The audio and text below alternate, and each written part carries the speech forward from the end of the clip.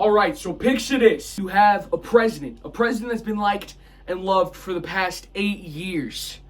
And everybody loves the guy. Your mother loves the guy. Your dad loves the guy. Your freaking dog loves the guy. And that was basically who Bruno Sammartino was in 1970s. This lunatic held the WWF World Championship for 2,803 days. Insanity. Sorry if I'm being loud. I don't have the microphones because they're in my car that's broke down. To put in perspective how crazy this time frame was, in between his championship reign, the Beatles got together, changed the world, and broke up. JFK got shot. MLK got shot.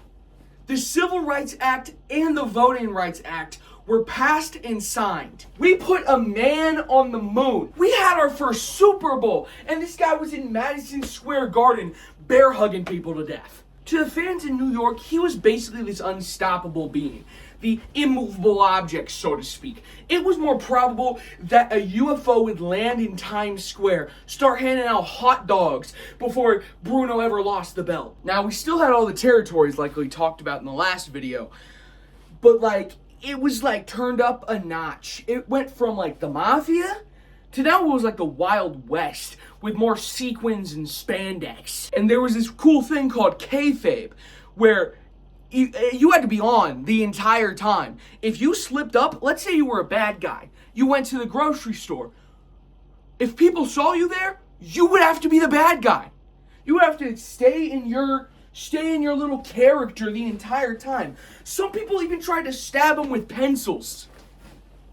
That's illegal, you know. Now, in a world so grit and gravelly like the 1970s, let me introduce you to a guy named the Russian Bear, Ivan Koloff. Now, in the 70s, if you were a Russian and your character was Russian, that was basically wrestling code for, I'm going to boo you out of your socks until you go home crying. Now, Ivan was this huge hunkering guy who had this big beard, and you would have thought it was woven by his enemy's dead hair. Now, what everyone thought was going to happen was 20 minutes of hip toss, punch, punch, punch, punch, pepper, pepper, lariat, punch, punch, lariat, and everyone goes home happy. Even Kozlov's mom was probably betting on the boy Bruno. January 18th,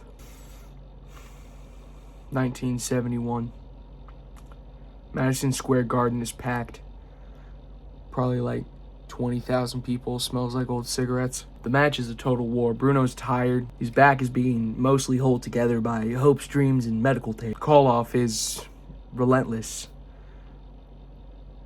Then it happens. Koloff goes to the top rope. Little knee strike to the throat. The ref counts. I'm sorry, I can't. The ref counts. What? The ref counts 1, 2, 3. Now, usually, when the heel wins, the crowd goes in a riot, starts attacking. Silence. Even worse, Bruno went on to say that he thought he genuinely went deaf. 20,000 people quiet in an instant? Didn't seem plausible. Grown men were crying. Not because, their favorite team lost or nothing, but because they saw their childhood die in front of their eyes. When the ring announcer presented the belt to Koloff, he just whispered in his ear, "Get out of here," because he had no idea what the fans would do to him. He sprinted to the back room like he robbed a bank or something, and he robbed something truly worse. He robbed their hearts.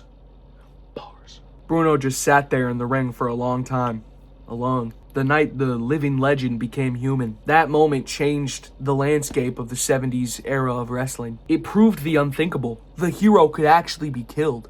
It paved the way for more flamboyant stars like the superstar Billy Graham, who looked like a psychedelic bodybuilder. By the end of the decade, the gritty sports-like feel we all knew to love in the 70s was shifting to the more sports entertainment that we know today. But it all started with the silence at the Garden. So if you're ever sad about your favorite wrestler losing on a random Monday night, just remember when thousands of people saw that their Superman had found their kryptonite.